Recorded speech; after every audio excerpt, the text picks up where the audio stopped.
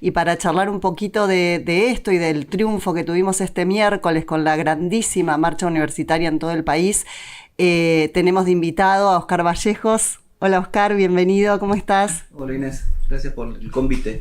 No, por favor, siempre es hermoso tenerte acá. Bueno, Oscar Vallejos es el secretario adjunto de la CONADU Histórica, esta federación que reúne a docentes y no docentes de todo el país, de las universidades públicas, y además es el secretario de formación de nuestra querida CTA, así que vamos a estar hablando con Oscar de lo que significó el miércoles este triunfo popular que lo necesitábamos, ¿no, Oscar? Lo necesitábamos, efectivamente.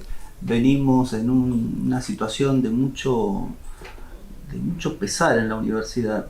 La experiencia de estos últimos meses, del último año, es esta idea de estar y que no te alcance el sueldo para llegar a fin de mes. Contaban el otro día unas compañeras de la escuela primaria de mi universidad que el salón de profesoras ya no se conversa sobre qué enseñar, cuáles son los problemas, sino que una vende queso, la otra vende cosméticos, otra vende ropa, otra ropa interior, y que entonces esos espacios compartidos son de intercambio, de manera tal de tratar de conseguir unos pesos más y de circular la solidaridad, porque todo lo que se lleva ahí se vende, ¿no? Y se compran entre ellas, claro, ¿no? Claro. ¿no? Y entonces, y están haciendo círculos, en fin, digamos, ¿y eso qué quiere decir? Que, bueno, la supervivencia es fundamental, y está bueno que circule la solidaridad, pero eso hace que se fracture lo que uno podría decir el contenido sustantivo de lo que debiera ocurrir en una escuela, ¿no? Que es la conversación sobre lo que pasa allí, sobre lo que se está enseñando, sobre lo que pasó incluso en el aula, ¿no? Me parece que ahí eso nos da de alguna forma el pulso de lo que está pasando con esta rebaja salarial a la que estamos siendo sometidas y sometidos, porque hay que plantearlo en esos términos. Es una rebaja salarial porque incluso el propio gobierno, cuando vetó la ley de financiamiento universitario, reconoció que hay una diferencia del 110% entre cómo corrió la inflación y cómo corrió el salario, ¿no? O sea que la inflación le ganó al salario en 110%. Una locura. Cuesta imaginarse lo que eso significa en la práctica, ¿no? Y entonces, y además como la pérdida va siendo día a día, vos te vas achicando hasta que llega el momento que no te podés achicar más. Entonces allí empezó esa cuestión del pluriempleo, de buscarse lo que ahora se llama emprendedurismo, que es encontrar formas de conseguir algo de renta, de ingreso, y bueno, esa es la nueva frontera. Y entonces allí, yo hace 36 años ya que trabajo en la universidad, y entonces nosotros constantemente pensamos, o al menos esa es mi experiencia, de los textos que están circulando, de los problemas que circulan de manera internacional, autores, y eso la hemos pasado mal en la universidad, incluso en el año 2001, ¿no? Pero ahora está la acechanza esa de que dar cuenta de esa frontera del conocimiento te pone en riesgo, porque el gobierno, cuando estábamos preparando la marcha, saca de nuevo, revitaliza una línea telefónica para que nos denuncien los estudiantes, ¿no? Por esto que se llama adoctrinamiento. Y entonces, bueno, eso es parte de lo que también se tramita como malestar, ¿no? Aquello que es el núcleo de la educación siempre es crítica con el orden social, pero crítica también con las propias creencias, ¿no? Uno va a la universidad y se encuentra con que lo que pensaba, las creencias más acendradas, se ponen en crisis allí. Quizá para quienes, yo me formé en humanidades, ¿no? Quienes nos formamos en humanidades, la crisis más fuerte es la crisis religiosa. Claro. Porque allí hay efectivamente los saberes sociales ponen en crisis esta idea de que el mundo social es un mundo producido por los humanos, ¿no? Esa es la idea moderna de sociedad. Y claro, cuando vos llegás a ese espacio con la fantasía de que Dios ha dado las reglas básicas como los mandamientos, entonces bueno, eso cruje por todos lados, ¿no? Y entonces así la universidad nos coloca en una situación de poner en cuestión las creencias fuertes. Pero eso no es adoctrinamiento, eso es enseñar lo que uno podría llamar el canon del saber. Y es la construcción del pensamiento crítico, ¿no? Que para eso Exacto. está la universidad.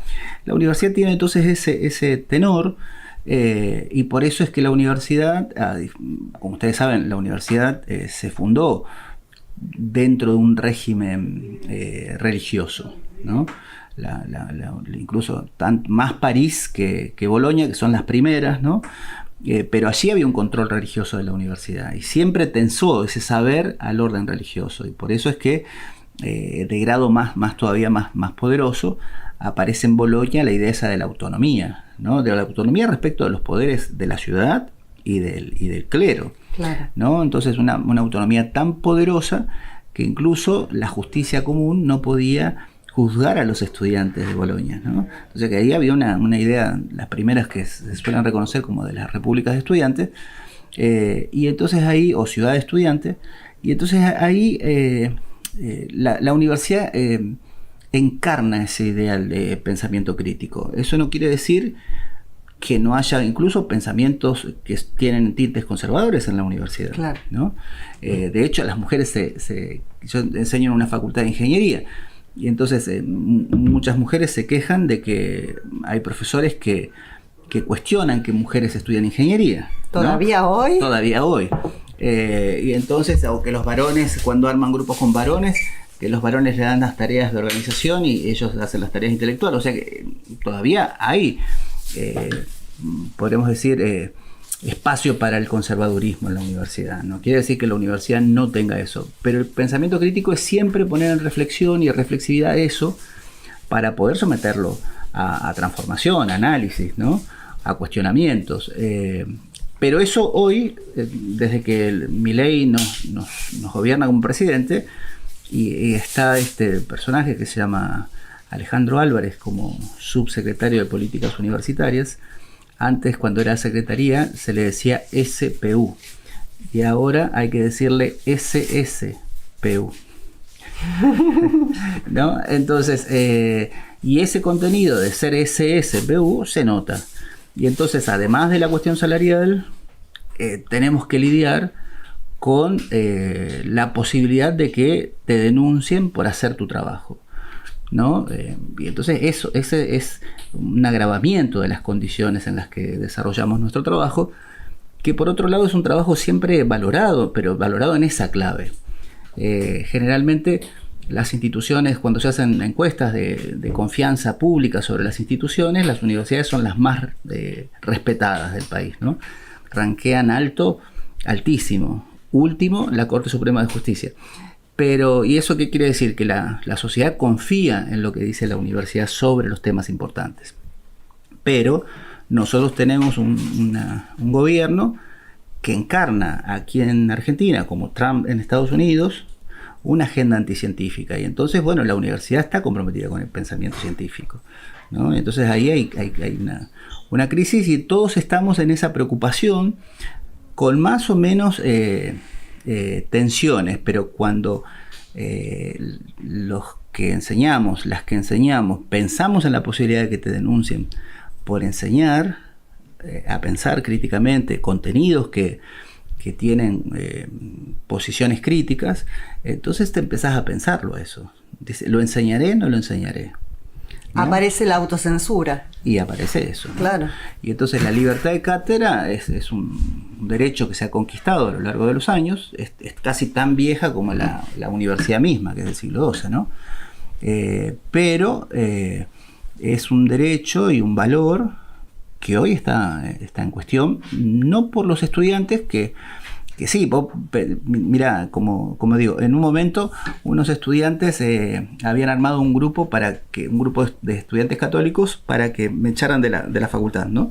Entonces es para posible. Que te echaran a vos Sí. de la facultad. Sí, pero vuelvo a decir, eso es posible, que haya organizaciones y esas formas, y otra cosa es que se impulse desde los gobiernos. Eso es lo diferente. Porque nosotros tenemos la obligación, como me gusta recordar, para mí y para todos los docentes, de formarlos a todos y a todas, ¿no? Incluso a los libertarios. que están haciendo y sosteniendo acciones en contra de la propia universidad. Pero nuestra tarea es formarlos a todos. Pero ellos no se dejan enseñar, y entonces ahí aparece la tensión, ¿no? Aparece ilegítimo el acto mismo de enseñar. El año pasado nosotros en la Facultad de Ingeniería que yo trabajo, se hizo una semana sobre cambio climático. En Santa Fe. En Santa Fe. Y entonces el presidente es un negador del cambio climático. Sacó a la Argentina de los acuerdos internacionales sobre el cambio climático. ¿Me explico? Y entonces Cancillería tuvo que salir de todos los acuerdos. Y bueno, es lógico que si la universidad ofrece toda una semana de formación, de difusión, de puesta a punto de cuál es la discusión internacional y nacional sobre el cambio climático, esa acción sea vista como un acto de adoctrinamiento, ¿no? Cuando en realidad es la puesta al día de una agenda científica internacional. Entonces eso hay que poder explicarlo, y que la ciudadanía y incluso los estudiantes y las estudiantes comprenda cuál es el compromiso con eso que se llama el pensamiento crítico o el conocimiento crítico. ¿Y vos crees, Oscar, que la movilización tan masiva del miércoles en unidad con los trabajadores y las trabajadoras de la salud hizo una presión sobre lo que pasó adentro del Congreso? Yo creo que sí. El día martes nosotros, primero, la marcha se construye sobre un esfuerzo colectivo de convocar, ¿no? Y convocar de una manera festiva, podríamos decir. No es que lo que estábamos convocando no era un tema de preocupación. Si salía mal eso, no sabíamos cómo se iba a encauzar, ¿no? ¿Qué iba a pasar después de que si el veto otra vez volvía a validarse en el Congreso? Pero había ahí una sensación, ¿no? Cuando nosotros íbamos llegando al día miércoles, de que la posibilidad de que la marcha fuera enorme era real, ¿no? O sea, se sentía así. Esa noche las dirigentes y los dirigentes casi no dormimos, estábamos tempranísimo recorriendo la plaza, viendo, tratando de encontrar indicios de qué era lo que iba a pasar a la tarde. Y ahí ya aparecían los números, ¿no? Aparecían buenas noticias. Al principio se decía, están los números para el Garrahan, pero para la universidad no. Y después nos decían al revés, no están los números del Garrahan y sí los de la universidad. Y eso generaba así un clima de incertidumbre. Había algo ahí que se iba a develar, ¿no? Que si uno lo piensa en términos de una narrativa, ¿no? Había algo para develar. Y finalmente la hora en la que eso se produjo también le dio una mística, porque eso se develó para todos. Todos los que estábamos en la plaza y todo el país nos encontramos al mismo tiempo con la noticia, con lo que estaba sucediendo ahí, ¿no? Y entonces eso nos permitió un festejo y los abrazos y lágrimas y una alegría enorme, ¿no? Y me parece que eso fue también no lo pensamos, eso sucedió por el modo en que se estaban tramando las mayorías dentro del Congreso, ¿no? Y entonces ese momento, que fue de una alegría muy intensa, ¿no? Y que nos llegaban mensajes de todas partes, Tierra de Fuego, yo que soy de Santa Fe, y Santa Fe, por ejemplo, estaba marchando cuando se dio la votación, y eso fue enorme, y ahí nos dimos cuenta de todo lo que necesitábamos que eso pase. Y pasó también algo más importante, y esto porque yo también estoy aquí en la CTA, ¿no? En la CTA Autónoma, y es cómo todos los compañeros me decían, ganamos. Como que era un triunfo propio y colectivo, se apropiaron nos apropiamos del triunfo. Eso es hermoso. Está hermoso, ¿no? Eso es muy, muy poderoso, y eso quiere decir también el acierto de construir así la marcha, ¿no? Hay una perspicacia de entender que la lucha universitaria con esa potencia y esa capacidad de movilización era capaz de entonces condensar y de llamar a protagonizar y no solamente a ser un espectador de de ese triunfo que era de otros, ¿no? Entonces, muchas compañeras y compañeros que no eran universitarios, ¿no? Me mandaban ese mensaje: dimos la vuelta, no puede ser, y ahora sí tenemos más posibilidades y ahora la lucha es otra, y no solo para los universitarios, sino para las luchas que se están desplegando, ¿no? Así que entendemos que sí, nos ha permitido eso, hacer en términos de umbrales, ¿viste? Cuando vos pegás el salto, estamos en otro umbral. También coincide con que el gobierno viene de perder las elecciones de manera rotunda en la provincia de Buenos Aires, y entonces otra vez, como en el 2018, los universitarios hicimos el aporte para lo que viene, ¿no? De alguna forma decimos una clausura para la etapa peor de Milei. Hay que prepararse porque no sabemos cuáles son los coletazos, pero estos 2 primeros años que fueron durísimos, y además, como conversábamos aquí con Leonor Cruz, te echaban del trabajo y lo festejaban, y sabían que ese echarte del trabajo y que vos no tenés sueldo y que volvías a tu casa y no ibas a tener ni siquiera cómo organizar, y tenías que cerrar tu casa y volverte a la casa de tus viejos o con tus hermanos a mucharte, y que los otros festejaran ese sufrimiento, ¿no? Pasamos de eso a esta etapa, y es un verdadero triunfo, ¿verdad? Porque eso quiere decir que hay una especie de clausura de lo que... Bueno, Carrillo hablaba de perversión, y después de los sentimientos malos, ¿no? Vamos a decir así, ¿no? Hay sentimientos malos que bueno, dentro de un pensamiento teológico se asocian con la maldad, digamos, ¿no? O como decía Hannah Arendt, ¿no? El mal radical. Y entonces nosotros trasuntamos eso en el país, aunque nos cueste trabajo creer. Nosotros estamos asistiendo a esa idea del mal radical. Lo de Spagnuolo con niño que hace activismo por discapacidad. Ese es uno de los datos más fundamentales, es decir, ¿por qué le decía, como riéndose, yo tengo que pagar peaje y vos no? ¿Por qué ustedes no? Y yo sí. ¿Se entiende? Y entonces había un regodeo sobre el infortunio que es tener y transitar familiarmente una discapacidad, ¿no? Y eso parecía que no iba a tener fin. De hecho, un juez le dio la razón al presidente, ¿no? Frente a eso. Entonces, creo que esta marcha y haber logrado revertir la situación del veto en las cámaras es el aporte que nosotros como universitarios hemos hecho para revertir esa condición de la crueldad como política franca, ¿no? En el sentido de eso de que se puede circular por la crueldad sin ningún costo, claro, hacia una nueva etapa que hay que construirla, digamos. Pero ahí hubo un corte, hubo una cesura, ¿no? Ese me parece que por eso es que había tanta alegría, más allá de una cuestión que es que si uno quisiera muy puntual, porque significa que los salarios tienen que equipararse a la inflación, no es que los salarios van a crecer enormemente, simplemente dice salarios tienen que ser equivalentes a la inflación, el presupuesto universitario se tiene que colocar al lado de la inflación, las becas estudiantiles al lado de la inflación. No dice mucho más que eso, dice algunas otras cosas, pero eso pequeño tuvo la potencia de haber marcado una cesura, me parece, en esas condiciones de cómo el presidente Milei distribuía esa condición de crueldad como condición constante de la política. Sí, creo que más allá de esto, de los números que también son para festejar, porque si se iba para atrás era mucho peor la situación universitaria de los trabajadores y las trabajadoras, me parece que esto que decís de esta sensación de le ganamos a la crueldad, le ganamos a la maldad, le ganamos a la no empatía. Creo que por eso respiramos. También las elecciones de la provincia de Buenos Aires, ¿no?